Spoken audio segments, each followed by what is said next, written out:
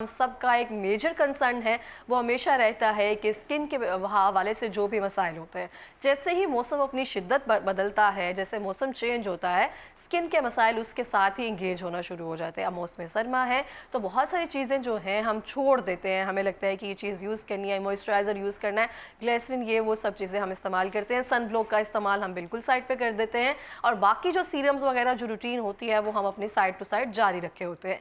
लेकिन इसके साथ जो सबसे ज़्यादा मेजर रीज़न बनती है वो बनती है मिलाजमा, दाग धब्बे, झुर्रियाँ और फ्रेकल्स बनने की। आप देखते हैं कुछ लोग इसको कहते हैं कि हमारे में खून की कमी है, कुछ लोग जो मिक्स क्रीम्स होती हैं वो इस्तेमाल करने के बाद उनके चेहरे पर वो दाग और निशान रह जाते हैं। लगता है कि इनका मसाइल का हल जो है सिर्फ लेज़र ट्रीटमेंट से होगा, लेकिन बता दिया जाए और कहा जाता है कि उससे भी प्रॉपर इलाज नहीं होता। तो इन तमाम मसाइल का हल क्या है, हम इसको घर बैठकर कैसे हल कर सकते हैं, क्योंकि किचन में काम करना भी ज़रूरी है, बाकी बाहर जाना भी ज़रूरी है, तो इसमें एहतियात कैसे बरती जाए, उसको कम कैसे किया जाए। हमारे साथ इस टाइम मौजूद हैं जनाब डॉक्टर इब्राहिम साहब, जो कि स्किन स्पेशलिस्ट हैं। अस्सलाम वालेकुम। जी वालेकुम सर, कैसे हैं आप? जी अल्लाह। बहुत शुक्रिया सर प्रोग्राम में तशरीफ़ लाने के लिए। फर्स्टली तो सर मैं आपसे पूछना चाहूँगी कि किचन में काम करना ख़वातीन के लिए ज़रूरी है। मैंने नहीं देखा कि कोई किचन में खातून जाने से पहले सन ब्लॉक का इस्तेमाल करती हो, और बहुत रेयरली देखने में आया, बहुत मेजरली देखने में आया कि उनकी स्किन पर वो मिलाजमा जो होते हैं ना, उसके पैचेस इस साइड पे वो कहीं ना कहीं रहते हैं। तो इस चीज़ को हम कैसे टेकल कर सकते हैं और इसकी मेन रीज़न क्या होती है? देखिए, जो मलाजमा होता है ना, वो होता क्यों है पहले ये समझ लें, फिर उसका इलाज की भी आपको समझ आ जाएगी। ओके।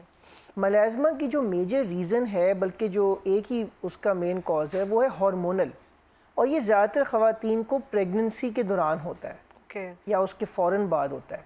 ये हार्मोन के इम्बैलेंस होने की वजह से, या हार्मोन समझ लें ज़्यादा होने की वजह से आपका ना ये ब्लैक या डार्क ग्रेश पैचेस बनते हैं फेस पे, और ये बड़ा टिपिकल बटरफ्लाई पैटर्न होता है कि आपकी ये चीक्स, नोज़ और कभी कभी फोरहेड पे ये पैटर्न बनता है। और ये बढ़ता है? हाँ जी, अक्सर लोगों में, क्योंकि उसमें होता ही है कि लोग, एक तो उसमें सन की वजह से ना वो वर्स होता है। सो अगर आपका मुलाजमा है और आप सूरज में फिर रहे हैं ज़्यादा, तो आपका वो वर्स हो जाएगा। सो वो एक फैक्टर है जो वर्स करता है। उसके अलावा अगर आपकी हीट, आपको जैसे आपने चूल्हे की बात की, अगर बहुत ज़्यादा चूल्हे की सेक लग रहा है आपके चेहरे को, तो वो ज़्यादा वर्स हो जाएगा। तो मुलाजमा के जो पेशेंट्स होते हैं ना, सबसे मुश्किल चीज़ इसको ट्रीट करना है मुलाजमा को, और इसको प्रिवेंट किया जाता है अगर जब आपको ये इश्यूज, जब आपकी प्रेगनेंसी चल रही होती है और अगर आप तब अपनी स्किन की केयर कर लें, तो काफ़ी ज़्यादा चांस होता है कि मलाजमा हो ही ना। लेकिन चूंकि हम लोगों को इतनी अवेयरनेस नहीं है, हम उतनी उसकी केयर नहीं करते, तो हमें हो भी जाता है और फिर बाद में हमें ट्रीट भी नहीं करना आ रहा होता। तो ये इसकी पूरी एक कहानी है। ये इस तरह मैं कहूँगा कि ये 100% ट्रीट करना इसको बहुत मुश्किल है, लेकिन ये 80% प्लस ट्रीट हो सकता है। 80% का मतलब है काफ़ी काफ़ी बेहतर हो जाए, ऑलमोस्ट फेड हो जाए और थोड़ा सा उसका अक्स रह जाए। अच्छा, वो जो अक्स रह भी जाएगा, वो भी सारी उम्र के लिए उसको आप मेंटेन रख सकते हैं, लेकिन उसके लिए आपको मेंटेनेंस करनी पड़ती है स्किन रूटीन से और प्रिकॉशन से। और इसका जो इलाज है वो दो तरह से होता है, एक मेडिकल है, दूसरा प्रोसीजरल है। मेडिकल में क्रीम्स, सीरम्स वगैरह हो गए, सन ब्लॉक इस्तेमाल हो गया, ये चीज़ें होती हैं। जो प्रोसीजर्स हैं वो 3-4 तरह के हैं। इसमें कुछ लाइट बेस्ड थेरेपीज़ हैं, कुछ लेज़र थेरेपीज़ हैं, कुछ केमिकल बेस्ड थेरेपीज़ हैं जिसको मीज़ोथेरेपी कहते हैं, केमिकल पील कहते हैं। लाइट बेस्ड थेरेपीज़ में फोटोफेशियल एलईडी थेरेपी आता है, और लेज़र में क्यू स्विच, एनडी एग और पिको लेज़र आता है। सर, मेलाज्मा और पिगमेंटेशन में बेसिकली क्या फ़र्क है? ओके, सो पिगमेंटेशन एक जनरल टर्म है। ओके। किसी तरह की भी रंग के मसले होंगे उसको हम पिगमेंटेशन कहेंगे। इसमें वो हाइपो भी हो सकता है, हाइपर भी हो सकता है कि ज़्यादा ब्लैक हो गया, हाइपो कि वो वाइट हो गया, और इसमें जेनेटिक डिसऑर्डर्स भी हैं, ऑटो इम्यून डिसीजेस, जो आपका इम्यून सिस्टम है वो अटैक कर दे आपकी स्किन को। इसमें एक्सटर्नल फैक्टर भी हैं, इंटरनल हार्मोनल फैक्टर्स भी हैं, इसमें सन डैमेज भी है। बहुत सारी वजूहात हैं पिगमेंटेशन की, जिसमें से एक टाइप है मलाजमा। सही है। अच्छा, जब हम पिगमेंटेशन की बात करते हैं स्पेसिफिकली, जैसे आपने कहा हार्मोनल डिस्टर्बेंस की वजह से पिगमेंटेशन का स्टार्ट हो जाता है। मैंने बहुत सारे देखा है जिनकी पिगमेंटेशन माउथ एरिया में इस अराउंड होती है, उनको कहा जाता है कि आपके अगर ब्लैक हो रहा है या ग्रेश हो रहा है, समथिंग हो रहा है, तो उनको हार्मोनल इशू है। और जिनको मैंने देखा है कि स्पेसिफिकली जिन्होंने वाइटनिंग क्रीम्स बहुत ज़्यादा स्टेरॉइड बेस लगाई होती हैं, वो रेड पैच बनता है, रेड के बाद वो स्वेयर होकर मिलाजमा की तरफ चला जाता है। जी, अच्छा, अब सबसे पहले हम अपने दो सवाल माउथ पूछे, एरिया, एक हाँ जी। आपने माउथ का पूछा और दूसरा जो है वो। अच्छा, ये जो माउथ एरिया की जो ब्लैकनेस है, देखिए ये जो रंग का ख़राब होना है ना, ये हर इंसान में उसका पैटर्न थोड़ा फ़र्क होता है। कुछ लोगों में माउथ के गिर्द होता है, कुछ लोगों में आप देखेंगे कि माथे पे होता है, नोज़ पे होता है, कुछ लोगों के फ्रेकल्स बन जाते हैं, आप देखो छोटे छोटे स्पॉट से होते हैं काफ़ी सारे नोज़ पे, चीक्स पे, और अब उसको ब्यूटी फ्रेकल्स भी हम कंसीडर हाँ करते ब्यूटी हैं। फ्रेकल भी कहते हैं। अच्छा, फ्रेकल्स तो जेनेटिक है, ये तो अगर आपकी जीन्स में है तो आपको होना ही होना है, और ये भी सन डैमेज से वर्स होता है। बाकी जहाँ तक अगर माउथ के गिर्द आपकी ब्लैकनेस आ रही है, उसकी दो तीन वजूहत हो सकती हैं। एक ये है कि आपका जो है ना, ये आयरन डेफिशिएंसी हो सकती है, ये भी एक कॉज होती है। क्या आपका देखें, ख़वातीन में आपको पता है मंथली साइकिल्स होती हैं, ट्रूली। और उसकी वजह से ब्लड लॉस होता है, ब्लड आयरन से बना होता है। तो ख़वातीन में, आप पाकिस्तान में हर दूसरी या तीसरी ख़वातीन का CBC कराएंगी, उनमें आयरन डेफिशिएंसी आएगी। Iron deficiency is a huge problem in Pakistani women, वैसे वर्ल्ड वाइड, लेकिन पाकिस्तान में ख़ास तौर पे। तो आयरन डेफिशिएंसी बहुत कॉमन कॉज है इस तरह के स्किन के डार्क होने का। ये अंडर आई डार्क सर्कल्स जो बन जाते हैं, वो भी मेन कॉज वही है, काफ़ी बड़ी रीज़न वो है। इसके अलावा देखें, आपने एक मेंशन की बात बड़ी इंपॉर्टेंट, सन डैमेज। अच्छा, हमारे यहाँ तो सन ब्लॉक का रिवाज ही नहीं है, बिल्कुल भी नहीं है। और मैं ख्याल है साल में 8 महीने या 9 महीने तो गर्मी होती है, फुल सूरज होता है। तो उससे ये होता है कि सन डैमेज हो, सन जो है वो आपकी स्किन को डैमेज करता है। होता ये है कि सन जो है ना, वो करता ये है कि आपकी स्किन को, वैसे तो सूरज अच्छा होता है स्किन के लिए, लेकिन थोड़ा सा 10, 15, 20 मिनट का सूरज अच्छा होता है। क्यों? क्योंकि वो करता ये है कि आपकी स्किन में एक ये जो रंग देने वाला पिगमेंट है, इसका नाम है मेलानिन। मेलेनिन। अब वो जब मेलन करता क्या है कि वो एनर्जी को एब्जॉर्ब करता है, और एक और काम वो ये करता है, स्किन ये करता है कि विटामिन डी बनाता है सूरज से। सो विटामिन डी हमें चाहिए, बहुत ज़रूरी है हमारे बोन्स के लिए, मसल्स के लिए, काफ़ी चीज़ों के लिए। तो वो 10, 15, 20 मिनट या आधा घंटे का जो सन एक्सपोजर है, हफ्ते में 3 से 4 बार अगर आप लेते हैं, तो आपका विटामिन डी बन जाता है काफ़ी। अगर आप इससे ज़्यादा एक्सपोजर लेते हैं सूरज का, तो वो स्किन डैमेज इस तरह होती है कि मेलानिन पिगमेंट सूरज की एनर्जी को अब्जॉर्ब करता है, और अगर वो ज़्यादा आ रही है तो वो ज़्यादा बनने लग जाता है कि आपको डिफेंड करने के लिए। जब ज़्यादा बनेगा तो स्किन काली हो जाएगी, मेलानिन, क्योंकि वो इंक्रीज हो जाएगा। इंक्रीज हो अच्छा जाएगा। सर, अगर हम इसकी सन डैमेज की और सन ब्लॉक की बात करें, हम लिटरली वो तो नहीं लगाते, ना घरों में लगाते हैं, ना बाहर जाते हुए लगाते हैं, तो एक तो ये मेजर कॉज होगी कि हम सन पे वो स्किन पर वो नहीं लगा रहे, सेंसिटिविटी बढ़ जाती है अगर हम सन में जाते हैं, तो उसकी वजह से भी सनबर्न जो हो जाता है, और उसके बाद ये पिगमेंटेशन अराउंड रहती है। अब इसका रीज़न हम लेज़र्स वगैरह से बाद में आते हैं, पहले हम कोई क्रीम्स या ऐसे कोई ट्रीटमेंट की तरफ आते हैं जो घर बैठ के कर लिया जाए, कोई वाइटामिन, कोई सीरम, कुछ इस तरह से है जो सिर्फ हम पिगमेंटेटेड एरिया पे लगाना शुरू कर दें। मैंने बहुत सारी खवातीन को देखा है, स्पेसिफिकली अगर हमारे चेहरे पे फ्रेकल है, वो क्रीम हम पूरे फेस पे लगाते हैं, वो पूरा फेस और नीट हो जाता है, और फिर वो ज़्यादा प्रोमिनेंट होना शुरू हो जाती है। अच्छा, पहली बात तो ये है कि अगर आपके फेस के किसी आपका सवाल है कोई एक पार्ट पे अगर पिगमेंटेशन है, पूरा आप कह रही हैं पूरे फेस पे नहीं है, कोई एक पार्ट पे। पहली बात तो ये है कि हम कोई भी चीज़ अगर फेस पे लगाएंगे तो वो हमें पूरे फेस पे ही लगाना होता है। उसकी वजह क्या है? अगर आप सिर्फ उस एरिया में लगाएंगे, देखिए अगर तो आपका सिर्फ एक स्पॉट है फिर तो ठीक है, आप उस एरिया में लगाएं, लेकिन अमूमन लोगों का एक स्पॉट नहीं होता, या तो पूरी चीक्स होती हैं या काफ़ी बड़े बड़े एरियाज होते हैं। नहीं, सिर्फ थोड़ा इधर अराउंड अगर एरिया जरा भी सा हो, होता है, तो वो फिर- डॉक्टर्स, मैंने देखा है कि फिर मुझे हाँ, खुद भी था, तो अगर डॉक्टर छोटा सिर्फ वहीं एरिया पे है, लगाया जाए। अगर छोटा एरिया तो फिर ठीक है, लेकिन अगर आपको थोड़ा फैला हुआ है फिर आपको पूरे फेस पे इसलिए लगाना पड़े ताकि उसको इवन कर सके, ताकि रिजल्ट इवन आए। अगर आप एक ही जगह पे लगाएंगे तो वो एरिया फिर वो डिफरेंट लगेगा, फेस डिफरेंट लगेगा, वो थोड़ा अजीब हो जाएगा, राइट। अच्छा, अब आ जाते हैं क्रीम और सीरम पे। इसमें बहुत सारे केमिकल्स हैं, आपने इसको समझना, केमिकल्स हैं, बहुत सारे केमिकल्स हैं जो आपकी ये पिगमेंटेशन को ठीक करते हैं। कुछ केमिकल्स देखें, इसका एक एंजाइम होता है टायरोसिनेज, ये वो एंजाइम है जो मेलानिन बनाता है, राइट। सो कुछ केमिकल्स टायरोसिनेज को इनहिबिट करते हैं ताकि वो मेलानिन ना बने, रंग खराब ना हो। कुछ है जो जब मेलानिन बन जाए तो उसके ट्रांसफ़र को रोकते हैं कि वो एंड पे स्किन के ऊपर जाके ना बैठे। कुछ है जो जब वो बैठ गया है तो स्किन को ऊपर से उतारते हैं, और कुछ हैं जो उसकी ब्लड सप्लाई को रोकते हैं ताकि वो सेल्स ही ना बने या उनको वो मिले, खुराक ना मिले जिससे मेलानिन बन रही है। तो ये डिफरेंट तरह के केमिकल्स हैं। अब इसमें मैं आपको लिस्ट बताया तो इसमें ट्रांसजेमिक एसिड है, इसमें अजेलिक एसिड है, kojic, arbutin, hydroquinone, bakuchiol, retinol, niacinamide, ये आपने शायद सुने होंगे सारे नाम। ये कुछ बेसिक केमिकल्स मैंने आपको बताए हैं जो पिगमेंटेशन के लिए यूज़ किए जाते हैं, और इसकी परसेंटेजेस होती हैं फिर इसकी, और ये सिर्फ डॉक्टर को पता होता है, क्योंकि इसमें मैं देखता ही हूँ लोग क्या करते हैं, गूगल पे जाते हैं, यूट्यूब पे जाते हैं, किसी ने कहा भाई मैंने ये लगाया, बड़ा अच्छा रिजल्ट आया, वो कहती मैं भी ये लगाती हूँ। हाँ एग्जैक्टली। अब होता क्या है कि वो उसको तो रिजल्ट आया, जरूरी नहीं है कि आपको भी आए, क्योंकि वो परसेंटेज जो स्किन टाइप डिफरेंट है वो ऑलरेडी। उसका जो मसला था वो और था, आपका और है। सो डॉक्टर को पहले स्किन चेक करवा के, और वो भी डॉक्टर, जब मैं कहता हूँ तो मेरा मतलब है MBBS डॉक्टर। ये भी एक बहुत बड़ी बात है कि आजकल तो डर्मेटोलॉजिस्ट का वर्ड हर बंदा यूज़ कर रहा है, बट ऐसी नहीं है।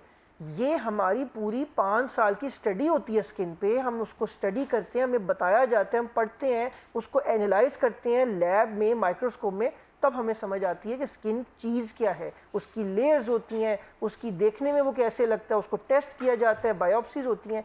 ये पूरी हमारी अंडरस्टैंडिंग होती है बायोलॉजी की, मेडिसिन की, जिसकी बेस पे हम जो है वो डिसाइड कर पाते हैं कि ये एग्जैक्ट मसला क्या है और उसको एग्जैक्ट क्रीम कौन सी देनी है। बिल्कुल इस तरह। सर अभी आपने जिक्र किया इतने सीरम्स और इतने वो एसिड्स वगैरह का, अल्फा ब्यूटिन या हाइड्रोक्विनोन की हम स्पेसिफिकली बात करते हैं, जो आसानी से मार्केट में अवेलेबल है 2% 4% की रेंज में।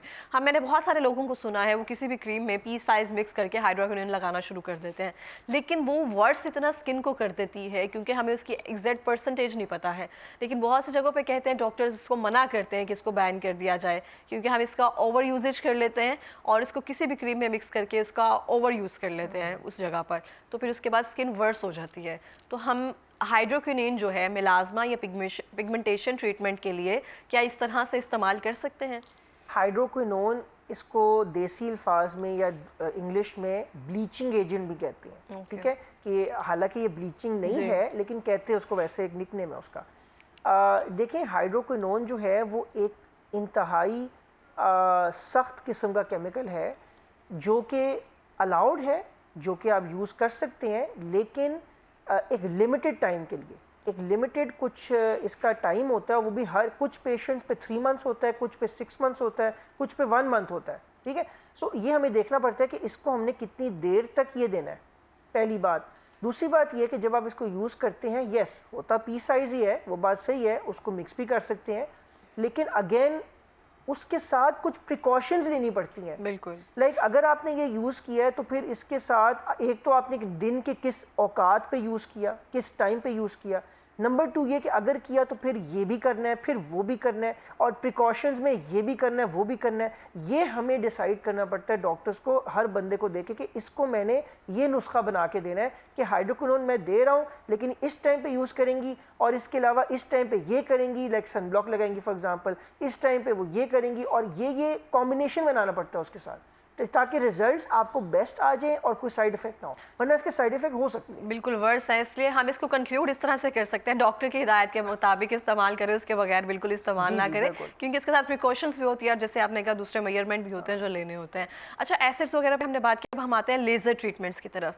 किसी में मेलाज़मा या पिगमेंटेशन के लिए जैसे आपने कहा CO2 है, कार्बन लेज़र हैं, जो और भी दूसरे पील्स हैं वो हम लेते हैं। हम कितने सेशंस ले सकते हैं कि उसके बाद हमारा 80% जैसे आपने कहा कि बेहतर हो सकता है वो ठीक हो जाए, और उसके बाद आफ्टर केयर क्या कर सकते हैं?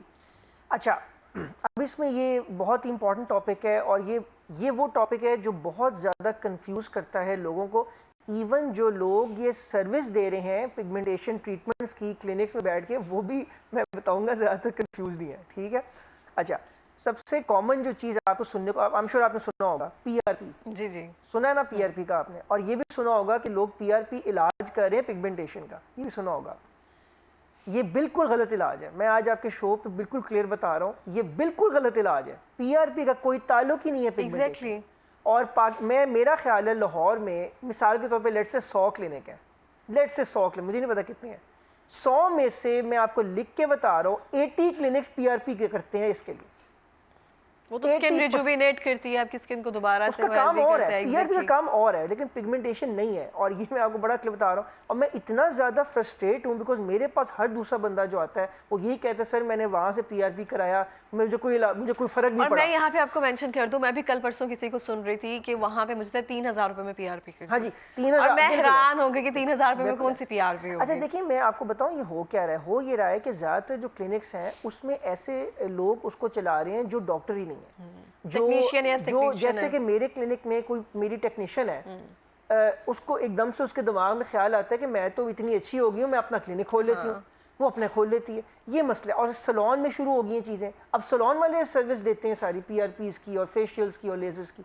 लिहाजा पहली बात तो ये इसका इलाज नहीं है, और कोई भी अगर बंदा आपको कहता है समझ जाए कि उसको कुछ नहीं आता, रॉन्ग नंबर है वो। रॉन्ग नंबर है। Very good. ऑलराइट, अब आ जाते हैं इसके इलाज पे। देखें इसके इलाज में जो पहले मैं आपको बताता हूँ सारी ऑप्शंस क्या हैं, फिर जो मैंने मेरी कई सालों की प्रैक्टिस से जो मैंने देखा है कि पाकिस्तानी स्किन पे क्या चलता है, ये एक मेन चीज़ है जो आपको गोरे नहीं बता सकते या वेस्टर्न सोर्सेज नहीं बता सकते, राइट। देखिए इसमें लेज़र्स हैं, Q-switch, ND-AG, पिको लेज़र, ये दो मेन लेज़र्स हैं जो पिगमेंटेशन का ट्रीटमेंट करते हैं। फ्रैक्चरल CO2 पिगमेंटेशन का इलाज नहीं है, वो स्कार्स का है। ओके जी, सो इसके ये दो ही लेज़र्स हैं, पिको लेज़र और Q-switch, ND-AG लेज़र, ये दोनों लेज़र्स तकरीबन सिमिलर हैं, ज़्यादा फ़र्क नहीं है। ये बहुत अच्छे ट्रीटमेंट्स हैं लेकिन हमारी स्किन के लिए नहीं है। अब मैं अच्छा, ये आपको हमारे लिए Q-switch भी नहीं है। हालांकि ये सबसे एडवांस बेहतर है, टेक्नोलॉजी हाँ है और सबसे ज़्यादा इसकी मार्केटिंग भी होती है, लेकिन हमारी स्किन के लिए इसलिए नहीं है कि 10 में से 6 लोगों को अच्छा रिजल्ट आता है, 4 को नहीं आता। अब ये रेशो अच्छी नहीं है।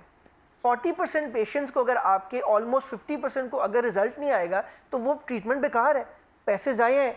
तो इसलिए, और दूसरी बात, जिनको रिजल्ट आ भी जाता है उनको चांस होता है कि दोबारा पिगमेंटेशन आ जाए, जिसको हम कहते हैं PIH, post inflammatory hyper pigmentation. Procedure के बाद पिगमेंटेशन हो जाना, स्किन रिएक्ट कर जाती है। वो ये इसलिए होता है कि हमारी जो स्किन है वो डार्क है, हम लोग गोरे नहीं एशियन है, स्किन टाइप है हमारी तो उसके नेचुरल स्किन टाइप मुताबिक। थोड़ी डार्क है, तो इसमें मेलानिन ज़्यादा है, तो वो रिएक्ट कर जाता है, वो पहली ज़्यादा होता है और वो और ज़्यादा आ जाता है। सर हमारे पास टाइम कम है, तो फिर हम कौन सा ऐसा लेजर ट्रीटमेंट है जो रिकमेंड कर सकते तो हैं? इसके लिए जो लाइट बेस्ड थेरेपीज हैं, फोटोफेशियल और LED थेरेपी, एक तो ये किया जाता है, लेकिन ये एज अ सपोर्टिव मेजर है, ये मेन ट्रीटमेंट नहीं है। जो मेन ट्रीटमेंट्स है वो केमिकल पील और मीजोथेरेपी है। केमिकल पील एक केमिकल अप्लाई करते हैं, फिर उसकी स्किन के ऊपर से पीलिंग होती है, एक ये इसका हल है, लेकिन ये भी मुकम्मल हल नहीं है, ये भी एक लिमिट तक हेल्प करता है। मीजोथेरेपी जो कह सकता हूँ, जो मेन मैंने देखा है जो आफ्टर लॉट ऑफ प्रैक्टिस के मीजोथेरेपी वो प्रोसीजर, इसमें एक सीरम अप्लाई करते हैं और एक डिवाइस होता है डर्मापेन के नाम से, उससे माइक्रो नीडलिंग करते हैं, तो वो सीरम डीप अंदर जाता है और पिगमेंटेशन को ख़त्म करता है। और ये सीरम असल चीज़ है कि ये कहाँ से आप लेते हैं, ये चाइनीज़ हो या कोरियन हो तो उसके रिजल्ट्स कम आएंगे, ये कोई यूरोपियन अमेरिकन हो उसके रिजल्ट अच्छे आएंगे, वो भी अगर प्रॉपर हो। तो ये इसका मेन इलाज है, along with serums and creams जो आप इस्तेमाल करने के लिए देते हैं, और प्रिकॉशंस जैसे सूरज, गर्मी, चूल्हा, पानी कितना पीना है, और स्ट्रेस और स्लीप, और ये सारी प्रिकॉशंस, फिर एक प्रॉपर इलाज होता है। बिल्कुल इस तरह से। सर लास्ट मिनट है, कोई पैगाम देना चाहेंगे? हाँ जी, पैगाम देखें ये है कि हमारी जो सबसे ज़्यादा मसला है ना इसका पिगमेंटेशन का, वो होता है सन एक्सपोजर से और चूल्हे से, क्योंकि ये दो हमारी मेन एक्टिविटीज़ हैं, ठीक है। तो जब आप बाहर जाएं तो सन ब्लॉक लगाएं, घर में ज़रूरत नहीं है, अगर आपकी विंडोज़ बंद हैं या आपकी विंडोज़ खुली भी हैं लेकिन सर्दियों का मौसम है तो अंदर ज़रूरत है। अगर गर्मियाँ हैं और विंडोज़ खुली हैं, पर्दे नहीं हैं और सूरज बहुत ज़्यादा अंदर आ रहा है, फिर आप लगा लिया करें अगर आपको इशू है इसका पिगमेंटेशन का, ठीक है। अदरवाइज सन ब्लॉक बाहर ही लगाना होता है, अंदर इतनी ज़रूरत नहीं होती। चूल्हे की चूल्हा आपने जाना, लेकिन सेक ना लगे चेहरे पे, चेहरे को पीछे रखें, हांडी को टेढ़ा कर लें और मुंह ऊपर ना लेके जाएं, ओके ठीक है। ये कुछ बेसिक चीज़ें। इसके अलावा अगर हार्मोनल इश्यूज़ हैं उनको मैनेज करें, रात की 7 घंटे की नींद बहुत ज़रूरी है, 8 गिलास पानी पिएं, स्ट्रेस को मैनेज करें, और ये कुछ बेसिक हिदायत। बहुत शुक्रिया सर प्रोग्राम में आने के लिए, अपना एक्सपीरियंस शेयर करने के लिए।